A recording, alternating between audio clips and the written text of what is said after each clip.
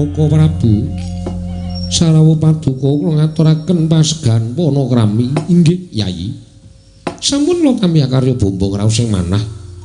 Tresna, bektiku katur. Ya Werkudara ndak tampa. Koko Prabu sembah kula. Ya Arjuna ndak tampa. Koko Prabu sanget boten nginten babar pisan. Bilih sawetawis wekdal Kyai Semar miwah atmajanipun boten seba wonten praja Ngamarta.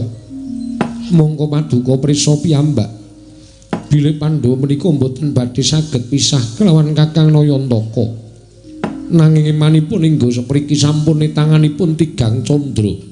Kyai Semar boten kepareng sowan wonten negari Ngamarta. Koko Prabu menggah pemanggih Paduka Kanjeng Koko Prabu kados pundi? Yayi, nuwun sewu.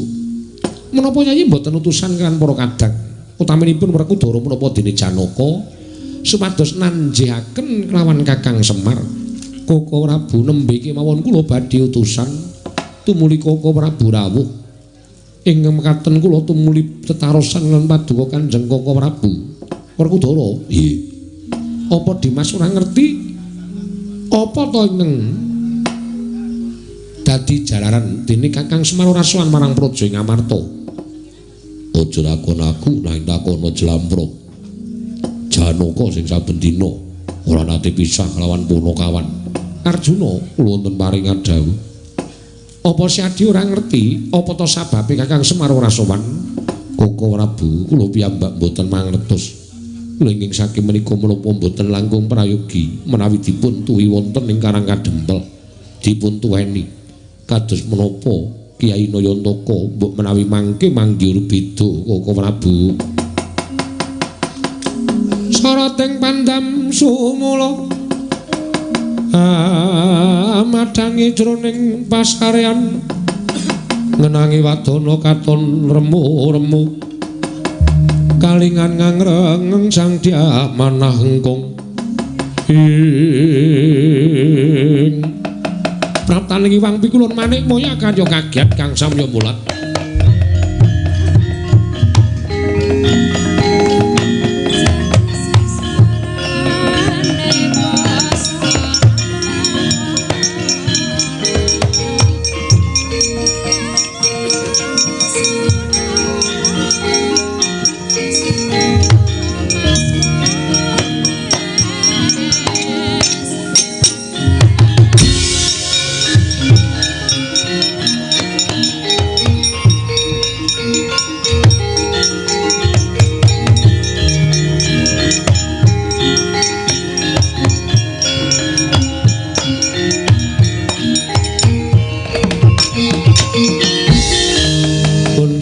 Langit kelap-lapaton lirgin sanging risang mawe gandrung pukulun boten kanthi kanyono-nyono Paduka tedhak wonten ing negari Ngamarta. Pukulun kula ngaturaken sembah pangabekti kula kunjuk. Iya Puntadewa Luntompa. Pukulun kula ngaturaken sembah pangabekti kula kunjuk Kresna Luntompa. Guru kakekku aku ngaturke sembah. Iya Werkudara Luntompa. Pukulun kula ngaturaken sembah. Iya Arjuna Luntompa. Menapa to darunanipun dene Paduka Pukulun keraya-raya rawuh wonten negari Ngamarta upamiya badhe amiji dhateng sowanipun para Pandhawa wonten ing Kayiwangan cekap Paduka paring sasmita menapa dene utusan Jawata sanesipun nanging sabab menapa dene Paduka kepareng rawuh piyambakan wonten ing negari Ngamarta. Puntadewa kula wonten timbalaning ngadhawuh aja kaduk ati kajroning penampa yektine prapta ulun ora nedya miji dhateng sowan kita nanging ngerti yo nggih dina samengko Kayiwangan pindhane kaya wis dudu wujuding Kayiwangan merga saka polah gawene Panakawan Pandhawa.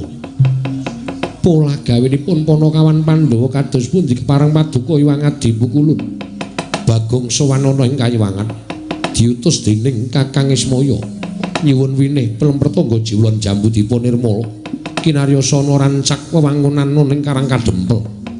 Nanging ulun ora ngeparengake tumuli Bagong ngamuk punggung eloke ing atase wis ulun patrapi utawa ulun dawahi saka kadewatan Buya tumama ning awake Bagong dina samengko mutha-mutha lan panjenengan ulun. Mangsa Barong Pandhawa nggone ngelingake kelawan Panakawan kita. Werkudara, nggih, Janaka wonten dawuh. Wis terwaca dawuh panjenengan iki wangat dipukulun Bathara Manikmaya Dimas. Panakawan Bagong elingna aja nganti kurang ajar karo para Jawata. Wah, yo.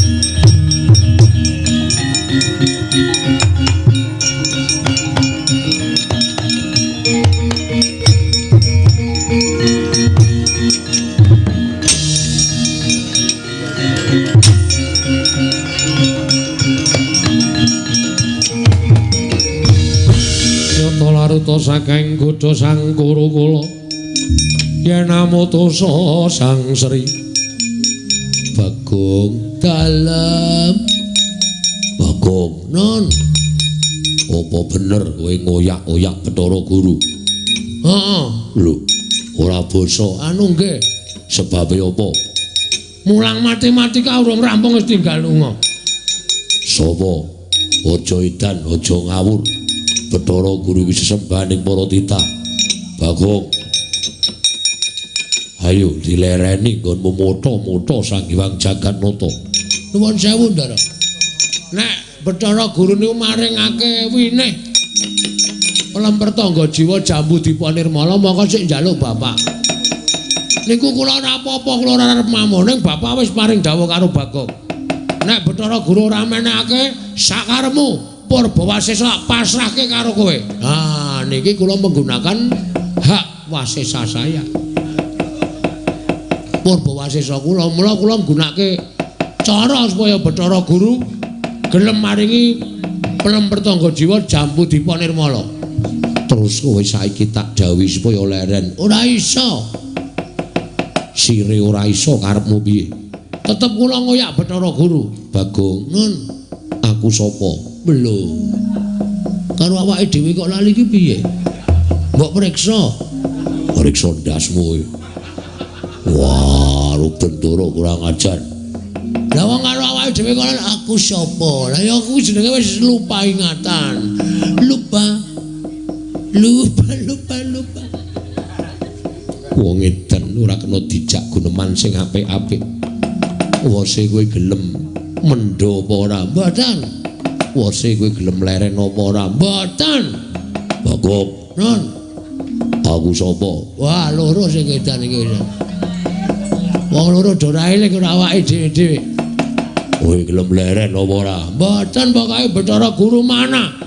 Bathara Guru pundi? Kula ajeng kepengin njaluk pelemper tangga jiwa jambu dipanirmala. Nek ora gelem leren gak idak mutar. Lho. Kowe lah. Kok dadi kaya ngono kowe? Aku ki abdimu malah kowe ora ngewangi aku. Ngewangi Bathara Guru. Leren ora? Ora leren jangka kowe. Iya aku ya wan.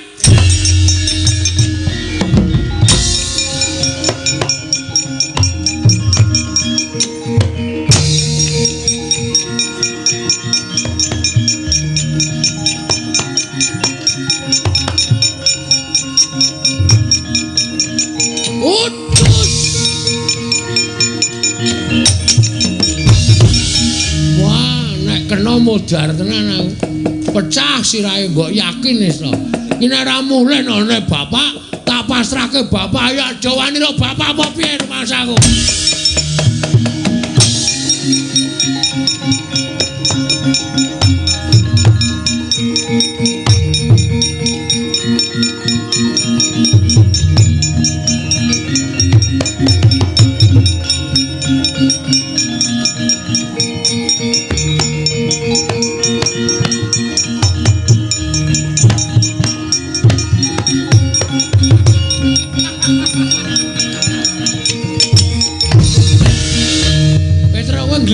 meja mana lho.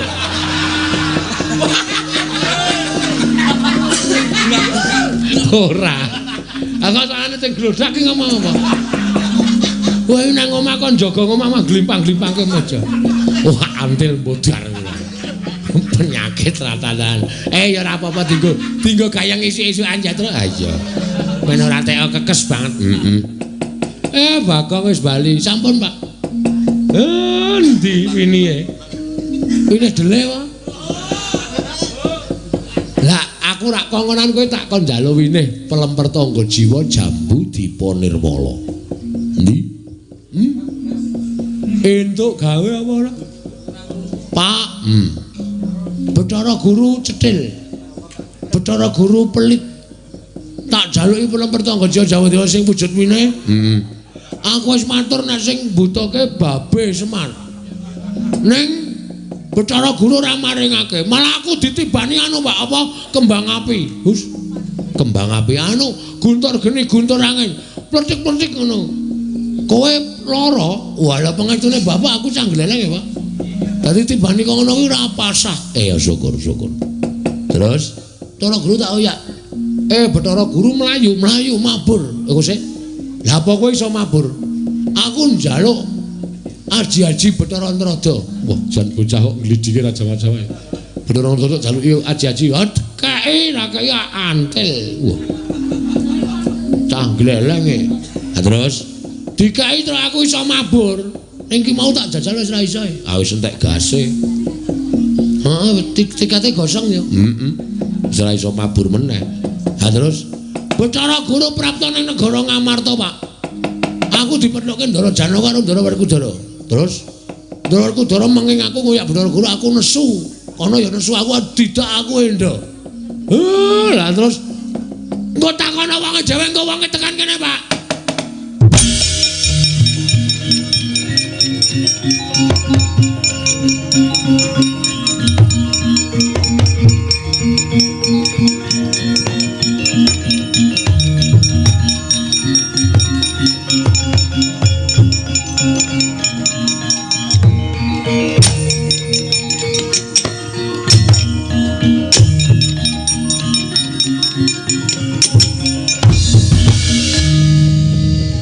Janaka iya Semar. Ndara Werkudara ya. Kok do mlajar-mlajar ngoyak sinten? Ngoyak sapa? Do ora wani omong. Do wedi lho Bapak. Kula niku takon kok do meneng mawon, do ngoyak sinten? Ngoyak Bagong. Terus anak kula. Iya. Ajeng dinapake? Gajul dase. Kandhani ngeyel kon ora ngoyak-oyak Bathara Guru kok ngeyel. Dedi aku kene pasrahno awak bandinge ambiar. Lho Gong sing wani omongan Ndara Werkudara. Karene nek wani. Lho. Ambane aku rono kadohan kowe rene. Wah, ae menungsane. Areng apa? Rene, kowe sing rene. Wah, kowe rene, tandangi. Wah, Kamas sampun. Sampun. Kowe iki mbok ora cerewet ngapa ta? Lek kowe doyak tenan modar tenan kowe. Bapak ngalang-alangi, Nasudi. Oh, semer sepatu. Kula sing kokonan Bagong. Pancen niat kula njajal kali Manik Maya. Niki wit seka dadi wujud Semar nganti tekan seprene meniki durung tau ngrasake sithik mawon kanikmataning Suralaya. Lah kok kula niat pengen njaluk winih mawon lho. Ajeng kinarya srana anggen kula bangun Karang Kadempel kok Bathara Guru malah ora ngentukke malah mentala karo Bagong niku sampean nek iso menggalih sakniki mang petung sing bener kula napa Bathara Guru? Pancen cah siji nika nek kalih kula Sri Anaten. Guru niku nek kalih kula pancen ora duwe rasa tresna. Sing ana gething keburu sengit. Mula pendak-pendak kula duwe gawe, kula duwe gegayuhan mesti Bathara Guru niku mesti ngrepoti laku kula. Ngopo Gong beker-beker ku. Aku Kang Supan Munyuk to. Wah. Kang Supan Munyuk ya sak karepmu. Kang Supan apa-apa sak karepmu ora. Ora ana apa-apa kok mere.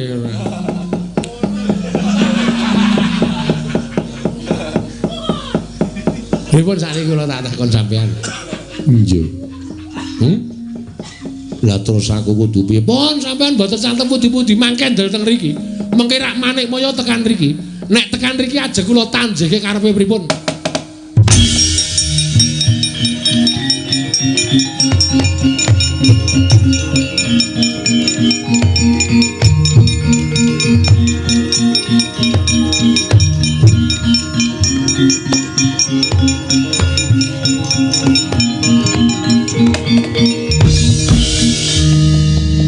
Saiki rasa caturan karo Bagong, caturan karo Semar.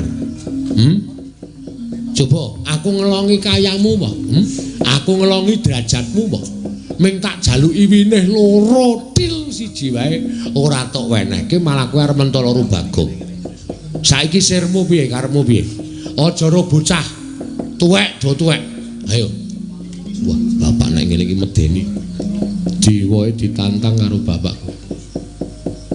Aku nek wis nang omah ya medeni bojoku tak tantang. Awon bojomu kok wah bojoku ki traing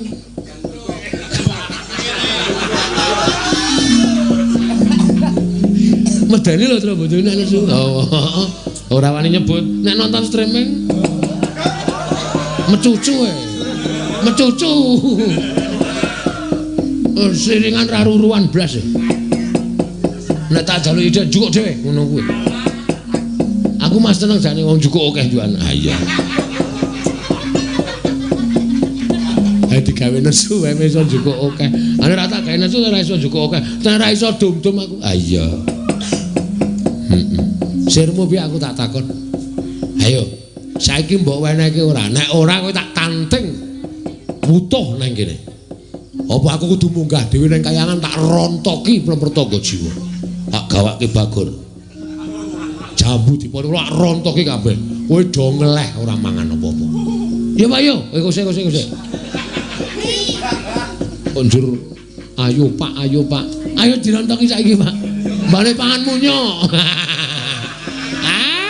Is. Beco ana wong gawe bahan senengane ngono kuwi lho aku ora seneng aku. Nun ngapunten iki gedange kula pangan mboten apa-apa biasane pangan munyuk ngono to. Terus pojok wetan. Apa? Iya. Hah? Inggih. Kakang Ismaya kula nyuwun pangapunten. Menawi Kakang Ismaya badhe ngersakaken winih pelem pertangga jiwa lan winih jambu dipun nirmala kula caosaken. Mencra-mencre. Mau dek aku nembung ra dikeke barang Semar sing ayo saiki piye tak tanteng wutuh kowe ngejak apa? Terus pucet. Pajan wis. Ya ini kok mangan gedang. Marai merinding. Iki apa to ya? Sir-sirane aku. Mangan gedang kok sir-siran. Marai ran jenak-jenaki wong mangan aku. Oh ya ini iki anggere ana siji mangan gedang, loro mangan kacang ki rasane kaya. Nang ati kaya deg-deg ser ngono lho. Ayo rasa dingetke ora. Ah weruh. Ah iya. Wis gak dijaluk pilih pertama-pertama jauh-jauh lho. Ulun caosaken Kakang. Ngono kuwi lho. Wong aku ki dadi kakang wis ngalah karo kowe pirang-pirang abad aku urip ning donya, kowe ning kayangan kanikmatan bondo donya, derajat pangkat tok cukup kabeh aku mung dadi kere kaya ngene wae tak trima kok. Ming jaluki karo kakangne kok kaya ngono. Oh ngono kuwi lho Om. Om sapa? Om Guru. Om Guru. Adine bapak to? Heeh. Aku wis glegekan terus ya, Tru. Ah iya. Irungku bundet e. Sedot kireng. Antil jasmu. Kaya bayi kae lho. irung butute irung lalu di karo mbokne di ngono kae. Tak terus aku sentrap-sentrup ngene iki. Heeh. Iki nek ora golek anget-anget. Ah iya. Ayo kene. Winih. Jambu dipanirmala, pelem pertangga jiwa kula caosaken tangan kula kekalih kakang.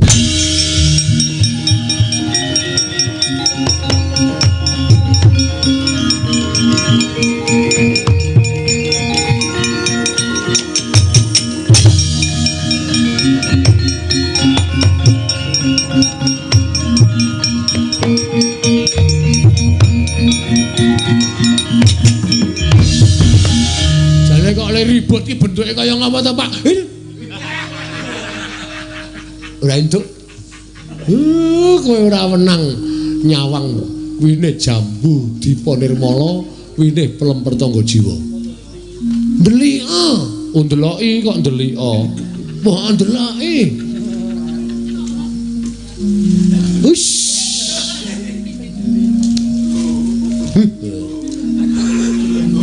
Mangkel aku. Sesuk golek winih dhewe. Ya Reng ya. Nah. Ditandur ya Reng. Ngene wae Reng. Kowe iki sirahmu kek ana lendut tak tandurane winih. Bajingan. Aku nganti jengkel lho rasane omong wae gek ming waton ngawur le omong. Lah nek ora ngono aku lek dicintai iki mergo kuwi lho. Ha iya. Kowe lah Sinuwun Dwarawati. Iya, Bagong. Iya. Wilujeng, Den. Sampeyan nggih mbetake winih? Ora. Ming arep takon karo bapakmu. Mang takoni sing angel, men ra iso jawab. Bijine nol, Bapak. Pripun to, Kakang Semar nedya mbangun apa? Karang Kadempel niki ming supaya mecut rasaning para kawula sak Karang Kadempel gelem supaya bebodro rumiyin. Nek wis bebodro niku mengke mengkari ngrasake kepenake. Oh ngono nggih. Yo, Kakang Semar muga-muga kabeh mau dadi sarana pamecut tumraping para kawula sak Karang Kadempel enggal gumregah supaya papan kene bisa tambah reja, tambah endah lan setemah bisa ngrawake para piyayi-piyayi saka mancanegara. Monggo dipun wiwiti kanthi ucap bismillah mugi saged kalaksanan, Ndara.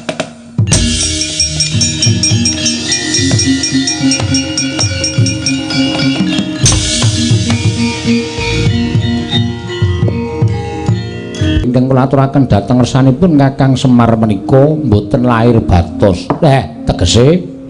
Tegesipun sakmangke kula mboten darbi niat nyemplungaken Kakang Semar wonten ing kawah Candradimuka. Dosa menapa ing badhe kula sandhang menawi kula wantun tumindak kados mekaten. Jrejengandika menika kalebet tiyang sepuh kula, kadang kula werda Kakang Semar Badranaya. Kuwi tenan apa piye Bathara Guru? Lair batos kula mboten badhe wantun matur dura dhateng ngersanipun Kakang Badranaya, Kakang Ismaya. Semareka den prayatna samuriris eka balik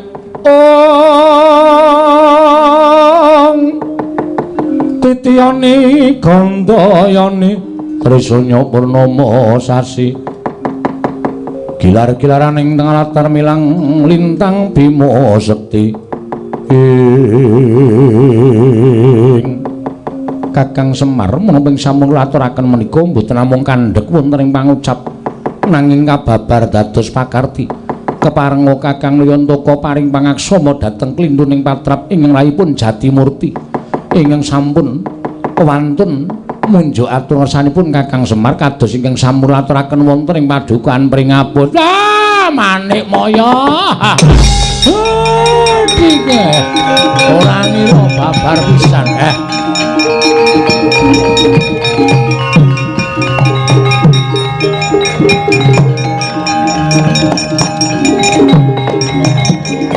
Bumi kuncing langit kelap-kelap katon lir kincang ing risang mawe gandrung sabaran katulu wukir moyak mayik saking dias baliwur Ora nyono lah kok semono. Semono becike atimu karo aku. Jebul sing tok kandhakake mau mung lamisan ora kandhas tekaning batin. Kowe menehi pangapura karo aku. Lah saiki nek ngono aku nanjiki nek pancen aku ora kudu natohake nyawaku karo Bathara Guru ya adikku Manikmaya. Dewa Ndaru lan Jaya Ndaru tak jaluke Bagong mengko ndak bingung urip dhewe eneng pring apus. Kakang Semar. Sejatosipun kalodhanganing kados mekaten menika sampun kula antu-antu sawetawis lami. Kula nanggen kula kepengin ngatingalaken katresnan kula dhateng Kakang Ismaya. Sarana saged sak pejagon kelawan Kakang Semar. Sirmu piye? Kakang Semar monggo sak mangke sekedhap. Kakang Semar badhe kula sugata dedharaning para Jawata mlempertangga jiwa lan Jambudipun Nirmala supados sak mangke dipun dhahar sarengan kaliyan Kang Rayipun Manikmaya miwah putra panjenengan Ulagareng menapa dene Petruk menawi mangke sampun tuwuk nggih adhahar kang seger nggih anginum tumunten kula piyambak ingkang badhe maringaken Dewandara lan Jayandaru kelawan pun Bagong Kakang Semar. Pancen kuwi lahir batin ya. Wis suwe banget aku rasa pejagong karo adikku Manikmaya nek pancen kepengin nyugata karo wong tuwa. Aku mengkari manut Bathara Guru Surawati dadi ngestaken dawuh kula.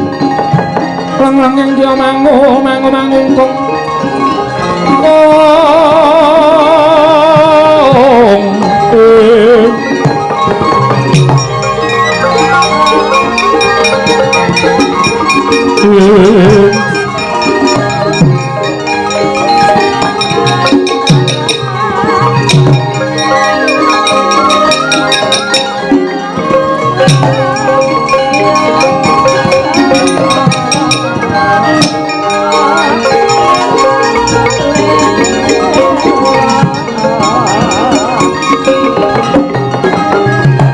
Kakang Badranaya, piye? Pasugatan dedharan sampun kula aturaken. Monggo Kakang Semar, kula aturi ngrahapi ing langkung sekeca. Iki tenan to? Inggih lahir batus. Lawa gareng. Malah kabejan sing tinampa awake dhewe iki lho. Diajak kembul dahar bareng karo Manikmaya. Waduh, kanugrahan yatra. Wah. Ya ming mlempertangga jiwa karo Jambudipun Nirmala reng. Wes ora apa-apa sing penting iso dahar bareng karo Iwang Pramesti Bathara Guru wis kanugrahan tumraping awake dhewe. Lah iya. Sentuk lilahmu kula semanggaken dhateng Kakang Badranaya. Kocap kacarita. Tan Grahita kula Semar nampi pangandikanipun Iwang Pikulun Jatimurti ingkang manis manuhara. Satemah dhateng Grahita lamun mlempertangga jiwa Jambudipun Nirmala. Awas cinampur wisa racun ingkang neniwasi. Dupi dendahar dening Kula Semar Badranaya. Kelurahan Ulagareng tuwin Kelurahan Petruk. Plak Kapidara Wanakawan ketiga datane nget Purwadasena Anjala Kepati Wang Pikulun Kanika Putra.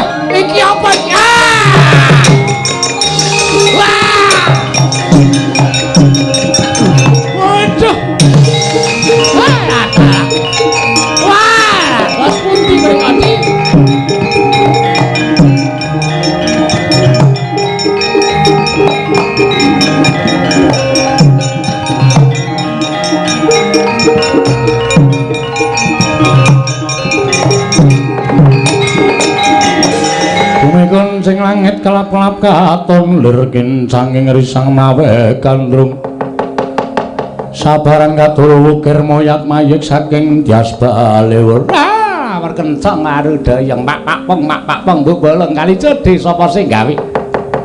Lah kok mboten namung jagat ingkang kelepetan dedosanipun Adi Pramesti Bathara Guru. Nanging kayuwangan ugi kelepetan dedosanipun Adi Pramesti Manikmaya. Wah, pripun? Ingkang sekawit ingkang raka isi dipangudal menika sampun bombong marem bingah.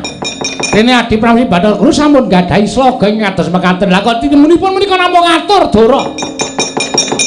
Jambu dipunirmala pramur tangga jiwa sampun pinaringan wisa racun niwasi wekasan dados jalaran Kakang Semar Nalagaring menapa dene Petruk ingkang samangke boten emut Purwada Sina Surawati wonten dawuh Bathara Indra wonten timbalan Panakawan katelune bandanan papan ana ing pinggiring Candra Dimuka ulun pribadi mengko ing bakal nyemplungake Kakang Semar Garing Petruk ana ing kawah Candra Dimuka Surawati.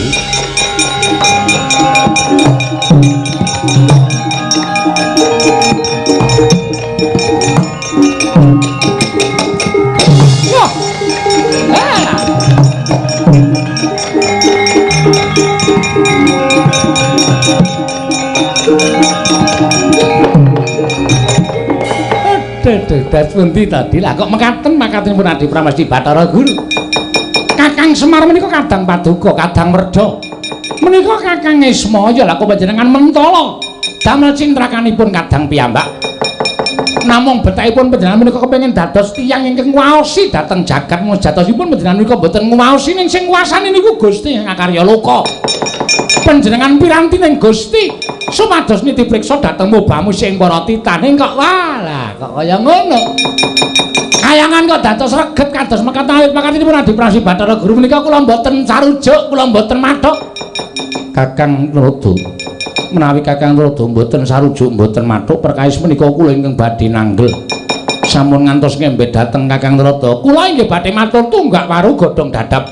Kula mboten badhe melu-melu mboten badhe garap. Menawi wonten menapa-menapa kula semanggaken dhateng Paduka Pramesti Bathara Guru. Kula ingkang badhe nanggel Kakang Rata. Ah, kula semanggaken, kula semanggaken.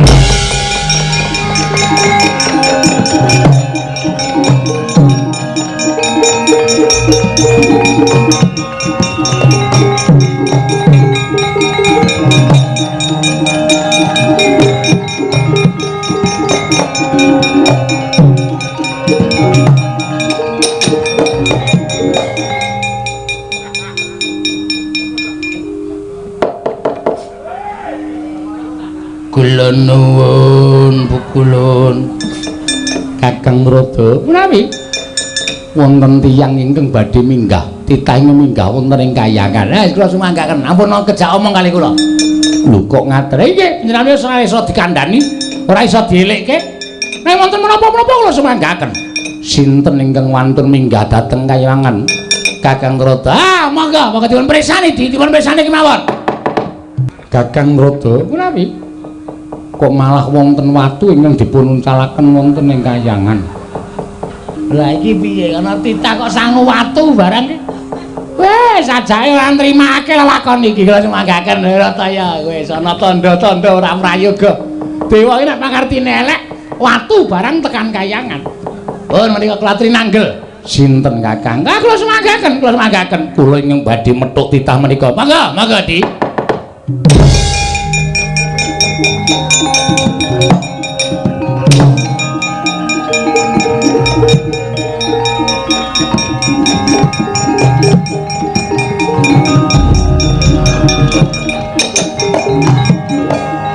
Migunjang Kanjeng langit kelap-lapaton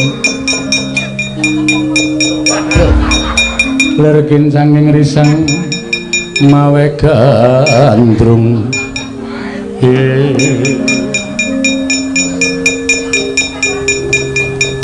Janaka anu Arjuna kena ngopo kita satriya kok sangu watu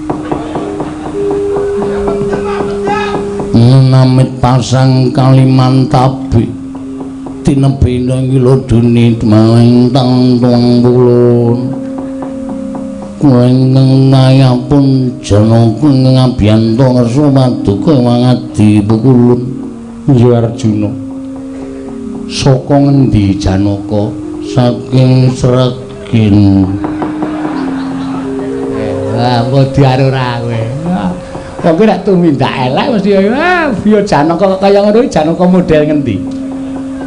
Badararja sak prapta kita miring sambikala tansah cinaket ing panguwasaning Gusti Pukulun. Wis ora nyambung. Apa sebabe kita sowan Pukulun? Mugi dados ngawuningan wulan kepengker Pukulun dereng nyambayar kekirangan Kakang Rodo menika pripun? Kula sumanggaken ampun caturan kali kula. Janaka kok Janaka kok debt collector iki cara ngendi? Sasi wingi ora mbayar dengkule atos kuwi ora. Pukulun Arjuna kepiye mekaten inggih. Nggih. Apa ingin dadi sebabe Janaka kita munggah ning kayangan? Sepisan kula nyaosaken sembah pangabekti kula konjem ing Bantala Pukulun. Ya ulun tampa ndungkap angka kalih Pukulun. Iya Janaka. Kula madosi panakawan kula. Sapa? Setunggal Kakang Semar. Kalih Kakang Garing, 3 Kakang Petruk. Kok Kakang kabeh iki piye iki? Menawi ngendikanipun para kadang-kadang pedagang angkringan. Ingkang sami mirsani dhateng lelampanipun ringgit Purwosdarunadas Pukulun. Kakang Semar Nala Gareng kaliyan Petruk menika dipun beta wonten ing kayangan Suralebaya. Menapa inggih kalersan mekaten Pukulun? Kakang Rodo. Menawi Janaka nanjihaken dhateng pun Panakawan. Monggo, dasare Janaka sing duwe Panakawan iki Janaka.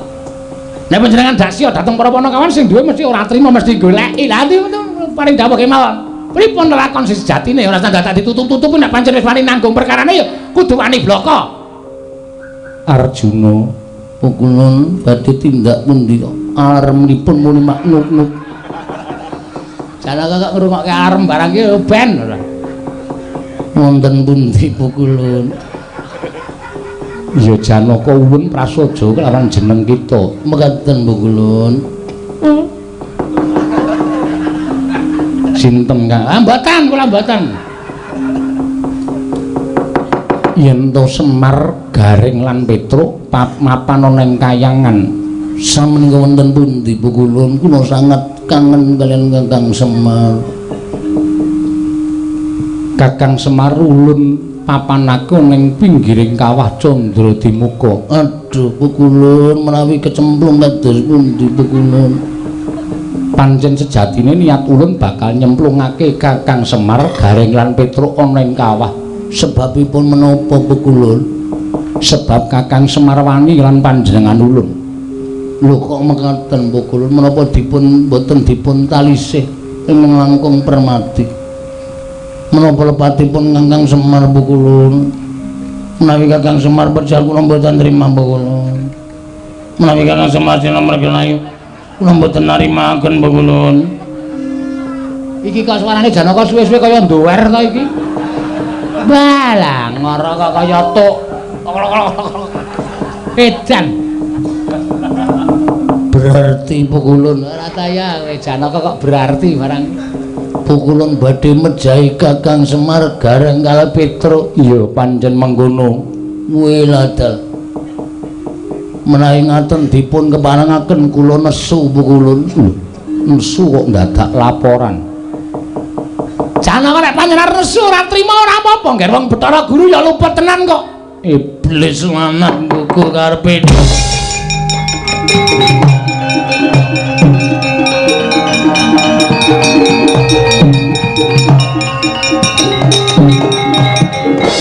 Wah, iki Janaka kok malang kerik kaya Werkudara. Pukulun Bathara Guru wis ora pantes dadi guru nang kayangan. Pukulun Bathara Guru pakartine sak ngisoring dlamakan. Titah ora luput ora kleru. teka arep cemplungaken ing kawat Candra Dimuka. Aku ora nrimakake pukulun sampeyan ora mbalekke Kakang Semar Gareng Petruk ana ing jagat donya. Aku ora trima, aku ngamuk neng kayangan. Arjuna. Apa? Kita wani karo ulun. Sing tak wedeni apamu? Ora pantes pukulan minangka dadi dewaning para dewa. Dewaning para dewa. Pukulan aku ora nrimakake. Ora mbalekke Panakawan kayangan tak gawe sungsang bawana balik guntur geni guntur angin. Arjuna Sirnakna ora prayoga uripun ning alam pandha guntur geni guntur angin.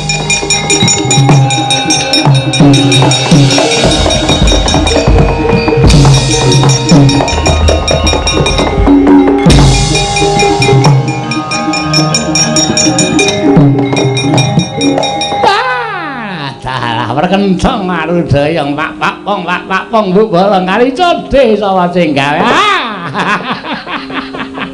Iki sing jeneng wong arep kewirangan ki ning kene iki. Kakang Narada ki menapa malah gumujeng. Ha iki gumujeng.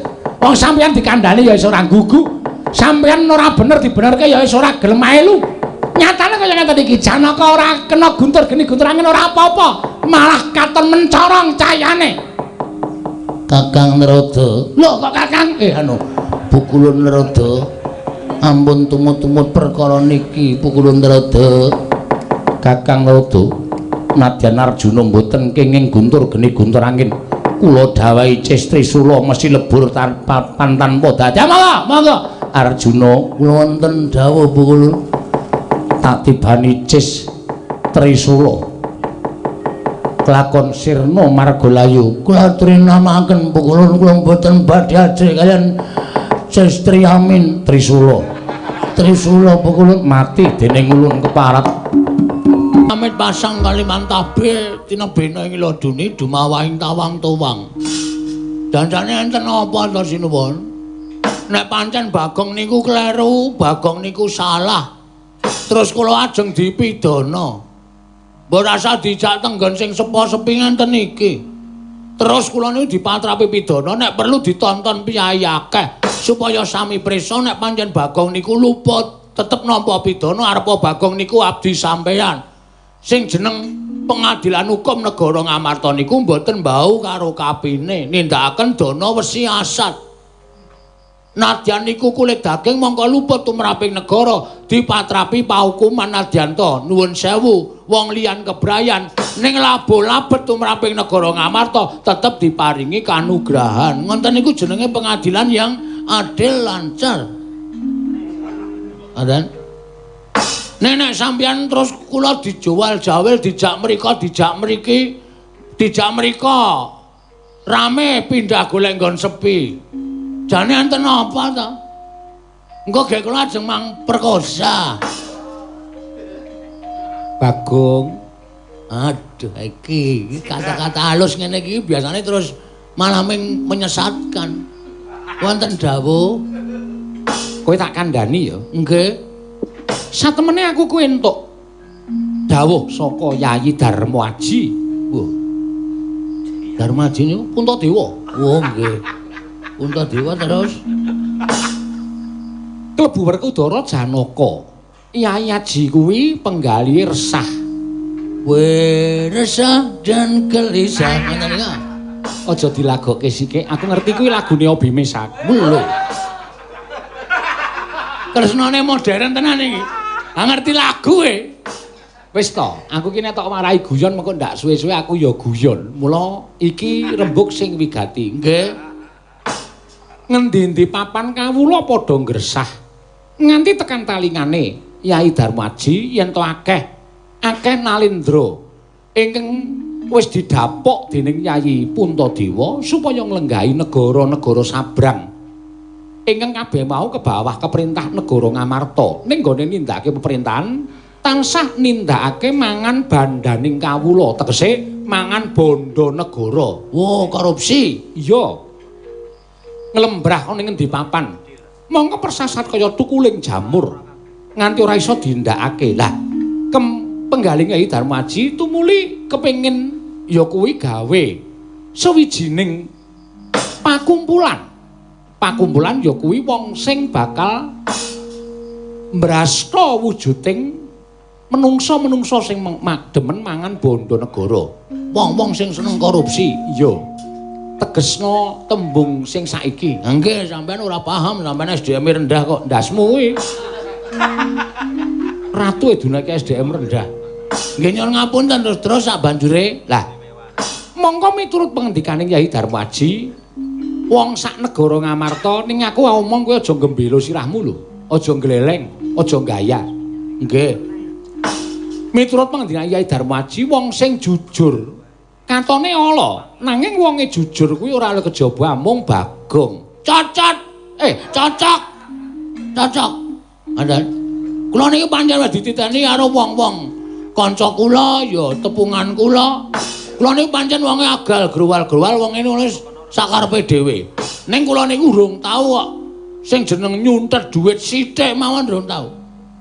Panjenengan prisa piyambak nalika nek panjenengan ketemu kali kula Bagong tukokno rokok. Nate susuke kula sak ketoke wis. Wah nika pas lali. Ning biasane mboten ajeng kula untet mesti kula kondurke beda kalih gareng beda. Nika mesti diuntet duwite. Terus kersane kowe bakal didadekke pengareping para wong-wong iki mesti nuding bakal mbrasta wong kang seneng mangan bondo negara. Tegese kowe dadi pengarepe ketua. Iya pancen ngono. Oh, angge.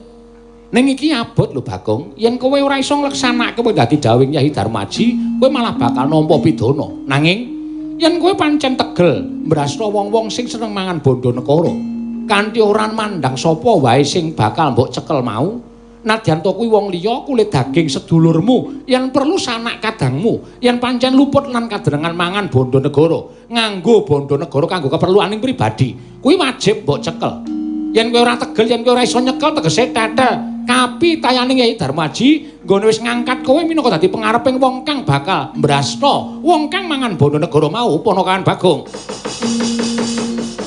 Leng-leng ing driya mangu-mangu mangunggung ganduan rimang lir-lena tanpa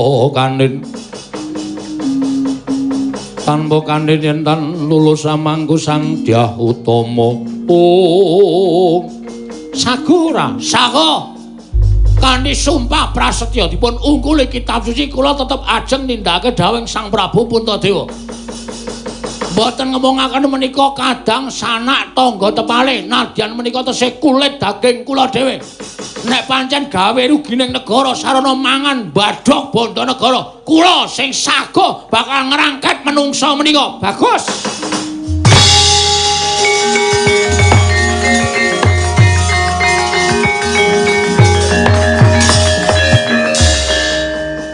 Wah, aku seneng krungu sumpahmu. Syukur Bagong aku seneng.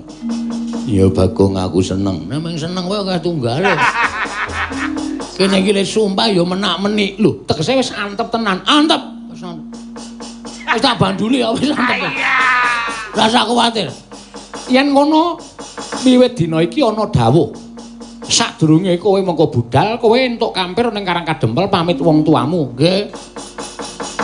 Ana adipati ingkang banget-banget nggone ngrogoti bondo negara.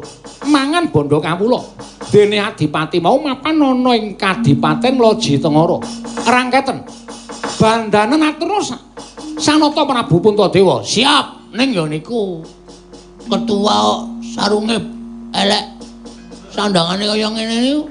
Kula ya nek kon kaya ngeten iki ya diparingi ra napa lah sandangan napa lah mantol napa-napa supaya kula rada gleleng napa ameng nganggo pakaian kaya ngene nek ngaku ketua komite pemberangusan korupsi ngoten niku do ora percaya Werkudara. Nggih. Ana sandanganmu ora? Ora entuk sandang aku dienggo Bagong. Arjuna mbok sili ana sandangan meneng ketok merabut mboten kemawon Wah Prabu mboten kula sampun nate maringi ngampil mboten wangsul dipun dol wonten loakan. Iya ta? Ayo karang perlu Lah terus karemu Beneran kudu golek sandangan, aja kuwatir. Aku nyimpen sandangane Setyaki, kowe tak meneh sandangane Setyaki.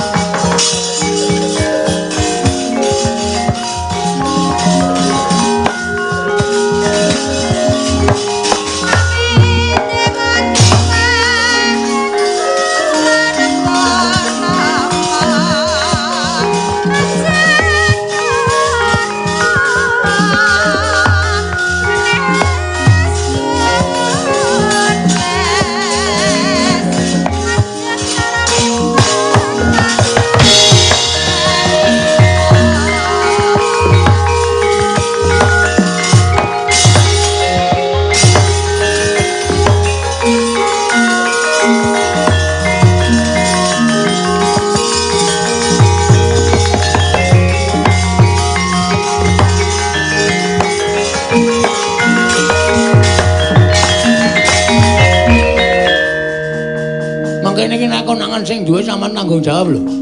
Nang nganti kula ketemu Ndara Setyaki, Bagong nganggo sandang tempiling siramu. Pripun? Aja kuwatir, kowe iki matura nek sing maringi aku. Nek kowe matur sing maringi aku Setyaki wedi.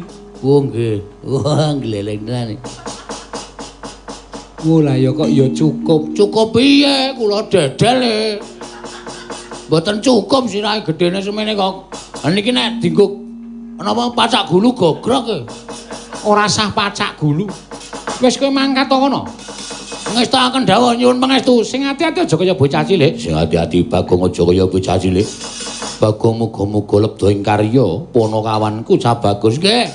Pareng mampir wonten dalemipun bapak kula tak pamer karo bapak bab sandangan kula lan pacakan kula lan titel kula sing pun diparingi dening Sun Prabu Puntadewa. Sakarepmu nyuwun pamit jenengan.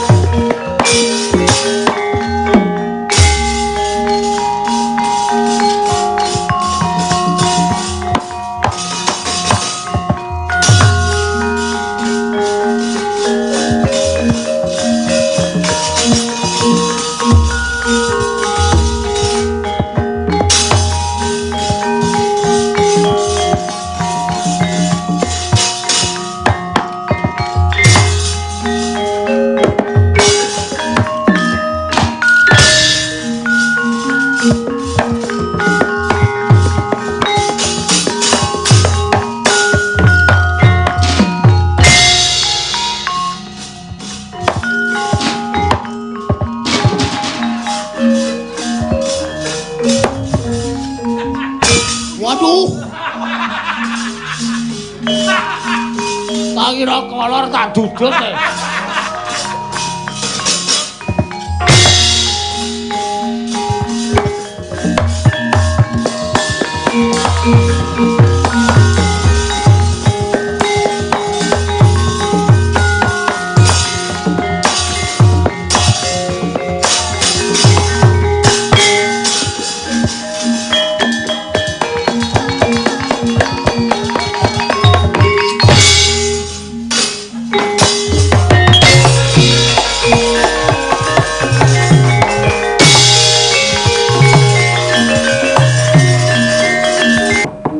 Iwang Pikulun Jatimurti paring dawuh bilih ingkang rayi sampun damel wirangipun Iwang Pikulun Bathara Guru cetha kayiwangan wonten tiyang ingkang mimba dhateng rayi panengahipun Madukara ning ora grusak-grusuh kaya ngono to Janaka mengko mundhak malah salah kedaden ora prayoga nggo pitung aja waton sak kepenahe dhewe kok ora bu kula kepengin nyatakaken ayo karepun Kakang aku melu.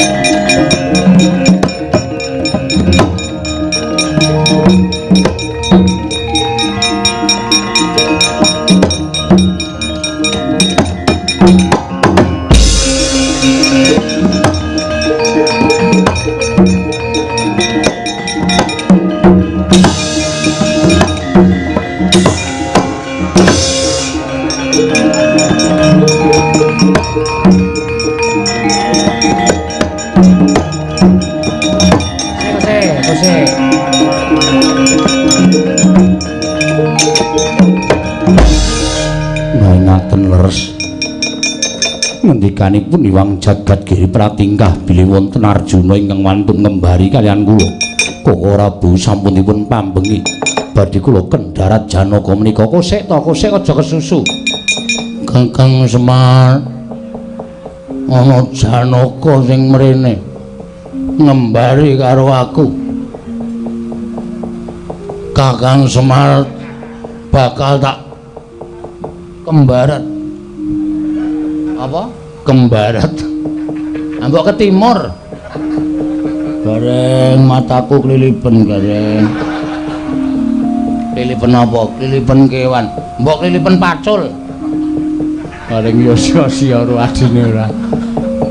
Sopo iki Nalendra? Takon karo lho kok sik to? Kowe iki Janaka kok ora ngerti karo aku iki piye to? Oh iya Dik. Iki sinuwun Prabu Sir Bathara Kresna. Wah, minggir tendangane. Kosek Werkudara aja kesusu. Iki Janaka lho.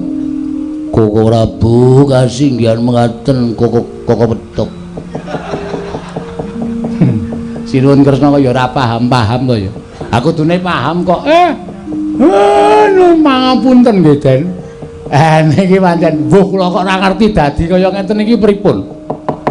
Janaka ora gelem salin. Wujud sejati aja takon dosa tak panah. Nganggo Kyai Pasopati. Mati dening aku. Apa to anggap aku ora pasok saben dina? Kok kowe nibake Kyai Pasopati. Ayo tandang ana Janaka kose wis to, wis. Arjuna sabar, iki aku sing ngurus. Inggih kok ora usah. Kowe rasa nesu mboten. Yai KIP. Kepiye Kakang KIP? Ojo ketawa. Aduh arep karo adine kok guyu. Wis kowe ora usah dadak ndelik-ndelikke aku wis ngerti kowe sapa. Sapa aku ayo. Lho. Tak batang nang ngene apa piye? Batangan nek pancen iso. Kowe ora Bagong to? Duh. Loh, Bagong wae. Kaya ngene kok Bagong takono masyarakat wayang kaya ngene iki jenenge Janaka. Lho lah iya ning kedadian saka Bagong sing ngomong sapa? Tak batang kowe aja selak. Kowe Begawan Durna. Udu. Ngawur wae ora. Oh ngaku wae. Petruk dalem Kresna iki maliyane Begawan Durna. Ayo diajar bareng-bareng kose. Ngawur wong Durna wae kecore ra melu kok. Wah iya. Ngawur ora. Wah, Kresna ora iso mbadar iki tendangane. Kose Werkudara kose. Wis saiki aja guyon, aku mau guyon. Ayo tenanan. Kowe bali kaya wingi uni. Aule bali liwat endi? Lho, le bali liwat endi piye? Aku ora iso bali. Kakang Semar piye? Kula ya ora wani. Lah sampean nuwun sewu. Wong ya ora prayitna ngoten kok. Mbok ya nganggo peningal lak batin, nganggo permana jati. Anak kula kok iso glelenge kaya ngeten iki sebabe apa? Oh lah dalah. Nyuwun pangapunten kula, nyuwun pangapunten.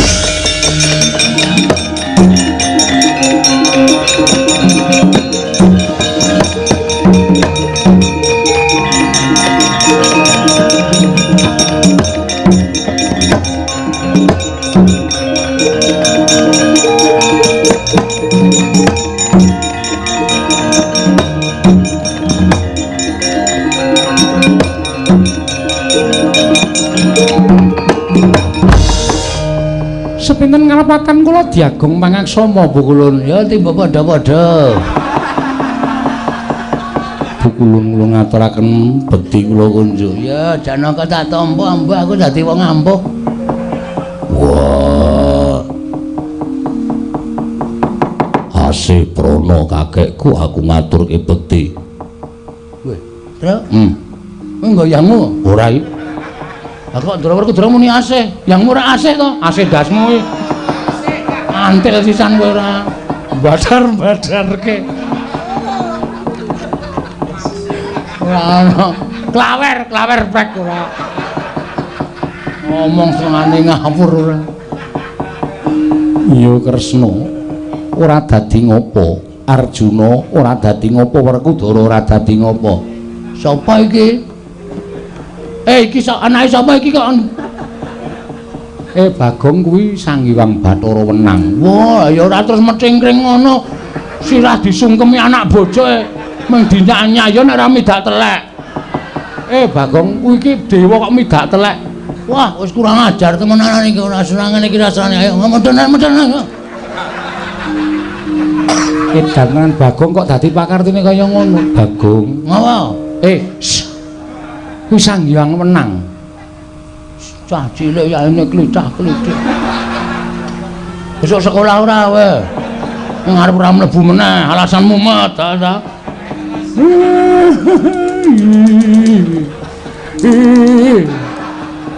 Bagong pancen edan tenan. Ulun ingkang momong lawan Bagong. Inggih Bu Kulun. Mula Bagong ora kena lelara sarta luput saka pepati merga saka ulun. Inggih Bu Kulun. Kresna wonten maring adhawuh. Manikmaya kae timbalana mrene. Inggih ngestaken dawuh paduka Hyang Adi Bu Kulun.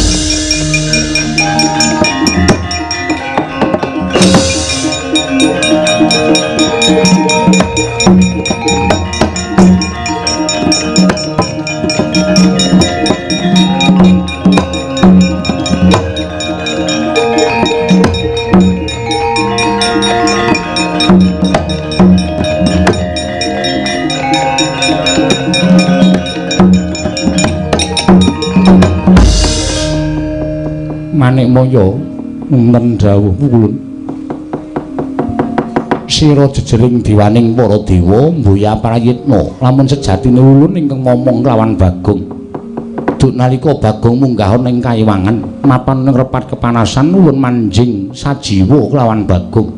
Mula Bagong ora temomo ditamani guntur geni guntur angin lan ora apa-apa ditamani cis trisula sabab saka panguwasa ulun. Guru wonten timbalan kita ngerti Semar iki sapa? Semar kuwi kadang kita. Monggo Semar kaningaya urip ana ing jagat merga saka okal gawe kita nggon kita tumindak dura kelawan wong atuwa kita ya kuwi Sang Hyang Tunggal. Nganti Semar kelawan kadange tuwa tinundung saka ing kayiwangan tumuli kita dadi dewaning para dewa. Apa isih kurang nggon kita nyengsarake kelawan Badranaya? Teka atmajaning Semar Bagong mung kepengin wujuding pusaka kayiwangan ya kuwi dreden tontonan kang aran Dewandaru lan Jayandaru wae. Ora kita keparengake yen pancen kita isih howel saiki ngene, ulun ingkang dadi wakiling Bagong, ulun ingkang nyuwun Dewandaru lan Jayandaru diparingake apa ora? Mbok wenehake apa ora?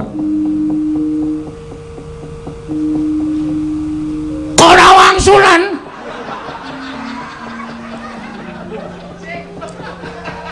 Nanti Gong, Sang Hyang Wenang kaget wedi aku. Ayo cangkemmu ora. Ana dewa ning ngarepe kok bengok-bengok ora. Ngapunten nggih Bu Kulun? Ora dadi ngopo. Kita kuwi wong dugal kewarisan. Mekaten inggih. Menake ora? Iya Bagong, ulun paringake sah. Oke. Pun diparingke Bu Kulun. Bagong Tampanana. Yen nganti Bathara Guru Cidra ora maringake Dewandaru lan Jayandaru, ulun ingkang bakal duka kelawan Bathara Guru. Kapokmu kapan? Mangsane ora. Dicoba. Iya Bagong. Mengko dhisik. Saiki? Iya. Pukulun Bagong matur saiki ya kudu tok jupuk saiki.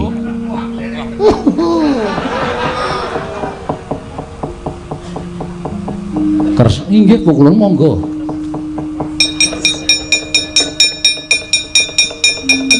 Lho maju kok ancor. Iki dudu ancor nanging Dewa Ndaru lan Jaya Ndaru. Bagong dalem pukulun. Tampani Bagong nggih dadi syarat nggon kita mbangun rancak niring Sambikala wiwit purwa madya lan wusanane satemah bisa paripurna kanthi becik lan apik ya Bagong. Matur sembah sewu nuwun pukulun. Kulun kundur makayangan. Nggih, nderekaken sugeng tindak pukulun. Iya ya Bagong. Bathara Gurun kundur makayangan kita tetepo dadi dewaning para dewa Kresna Werkudara Janaka Semar bali marang Madyapada. Inggih ngestaken dawuh paduka Hyang Adi pukulun.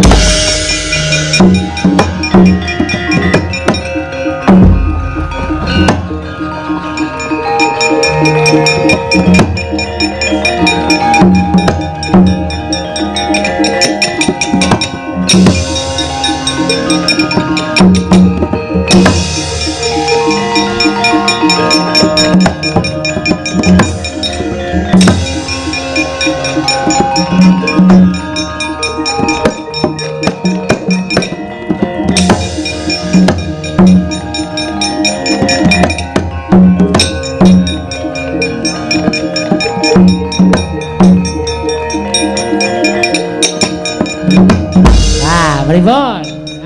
Senengane kok duwe kuwasa kok kumawasa. Wenang digus menang-menang. Panguwasa kinarya gadal. Anten-antene panjenengan ora kewirangan to. Bagong jingkrak-jingkrak. Coba to. Kayu Dewa Ndaru karo Jaya Ndaru kok digothek klotheken tok. Nek ora Bagong ora to. Nggih Kakang Trudo. Mulane kok sampeyan ngastu mindhake mboten sae, mboten prayogi dadosanipun. Kakang Trudo kula sampun ndodho ing ngalepatan. Nggih, mugi wangsul dhateng pakarti ingkang sae lan tansah njejegaken wonten ing Kahyangan Suralaya Adi maneh Bathara Guru.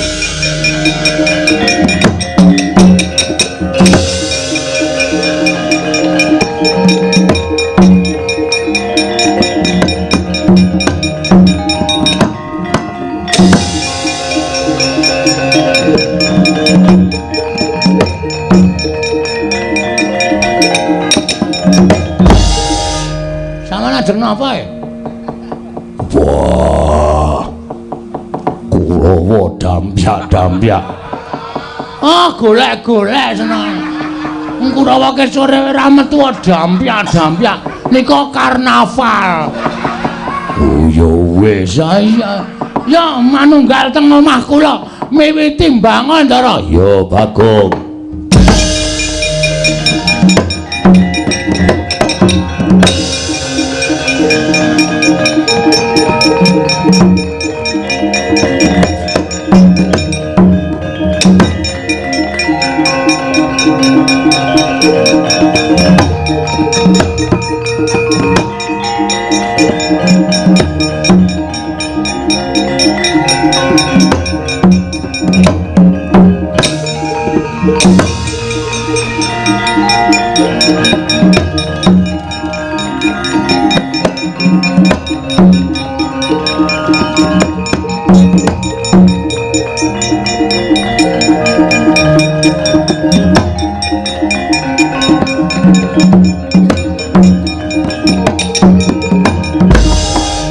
Gandeng wis entuk syarat seranane. Aja nganti kendhat nggone tansah nyuwun ya Bagong. Nggih, Pak. Muga-muga rancak niring Sambikala. Wiwit saka purwa madya wusana tansah pinaringana kawilujengan sangkarsaning dat Kang Purwengdat. Nggih. Sesuk nek wis paripurna dadi sarana papan iki ngentasake marang uriping para kawula saengga isa makarya kanthi becik lan apik. Nggih pangestakake dawuh Durga mendhak kala sirna. Iki dadi uduming gaweane Bagong tok, ning dadi gaweaning para Panakawan nggone bakal mbangun wewangunan ingkang dikarepake dening anakku si Bagong. Siapa? Purnaning Gati. Wis bubar to, Pak? Wis. Aku kok isih kepengin pentas e. Sesuk. Liya dina. Aduh nang kotak meneh terus. Wis ora apa-apa. Umpek-umpekan meneh. Purnaning gati sura Sudraja ingkang ratsuh brasta tapi kula Darmastuti rayung samya makarya rayung samya pinanggih. Kula pribadi lan kanca-kanca minangka dados rombongan kula nek wonten lepate nyuwun pangapunten. Mugi-mugi sedaya pasugatan menika saged tinampi dening ngersanipun para lenggah diniya dereng. Kula namung budidaya benjang saged langkung sae tindang sampun lampah.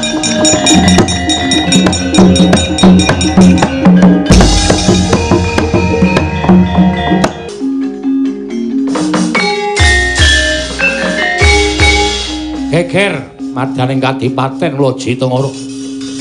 Nalika semanten Ki Lurah Bagong miwasangganing rencang-rencangipun angepung wakul baya mangap. Wekasan sangganing Pranara Praja Nayaka Kadipaten ing Loji Tengara. Andaning Sang Adipati kantong bolong boten wonten ing saged uwal saking Ki Lurah Bagong. Nalika semanten mulat nenggih Sang Adipati kantong bolong wau.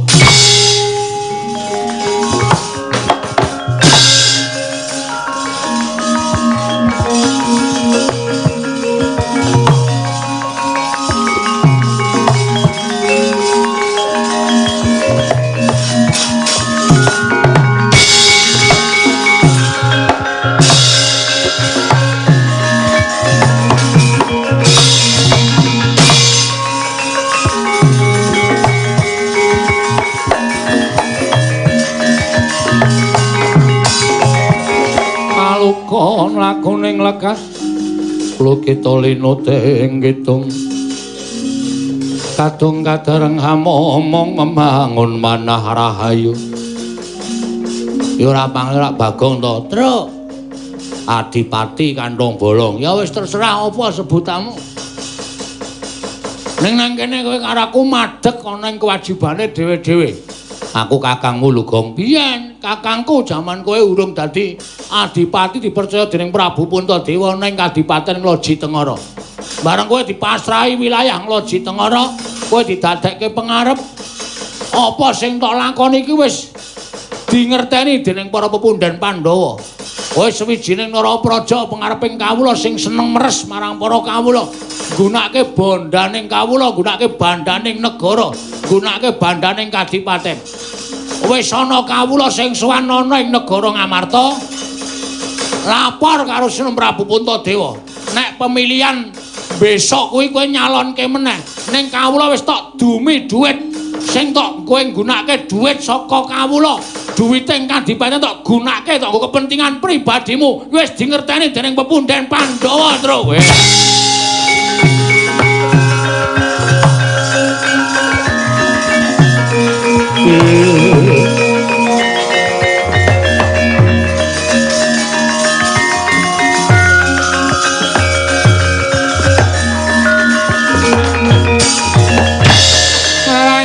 Semobang wangaruna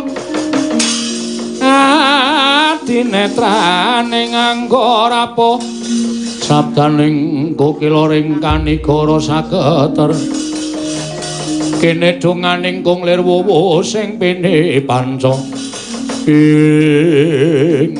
terus niatmu arep ngopo wong salah kudu diadili aku kakangmu ora nyawang kowe sedulur ora nyawang kowe kakangku nek pancen kowe salah tetep kudu diadili. Nah aku ora iso ngadili karo kowe. Aku ngelincati sumpahku dhewe nesta pocapane Bagong terus. Aku ora nrimake. Lah nek pancen kowe arep cekel karo aku nek kowe iso ngalahke karo Petro Adipati kano bolong cekelen. Lamit lho terus nek peksa wani karo kowe.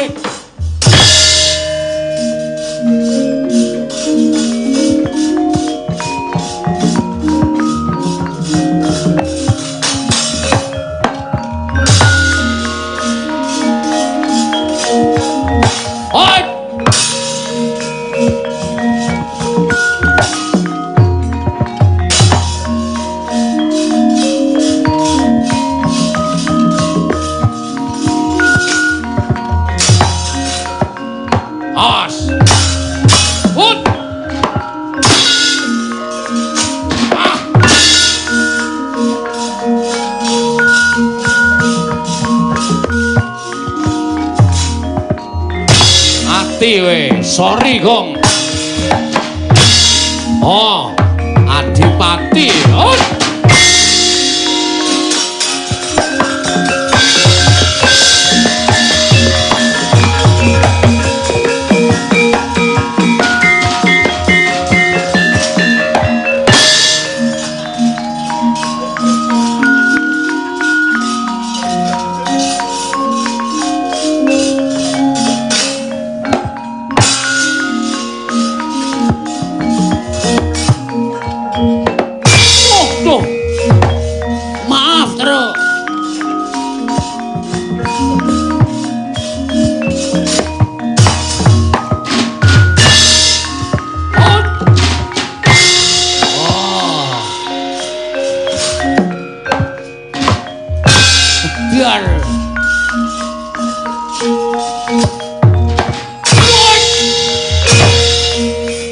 Leleng aku.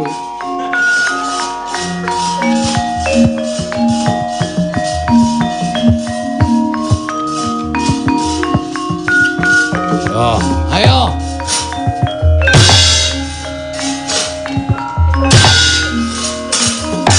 Woi. Wah.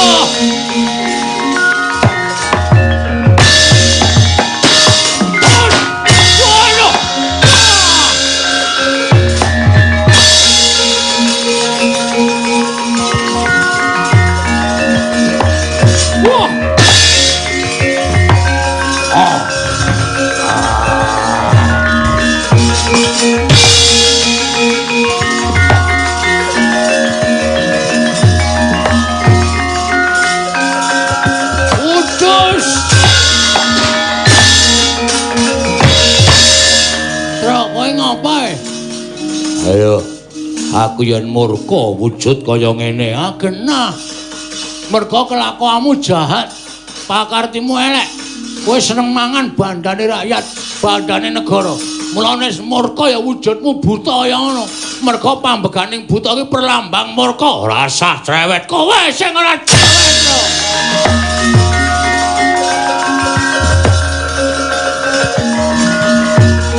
Wah, ayo.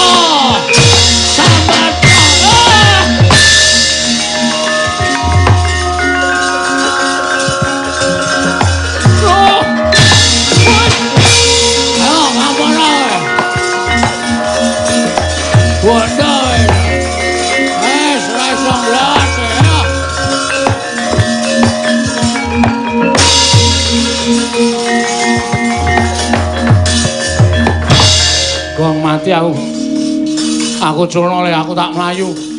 Aku nek tak aturke punden Pandhawa aku nampa budana, aku nampa paukuman. Kowe wajib nyaur keluputamu nganggo pengadilan.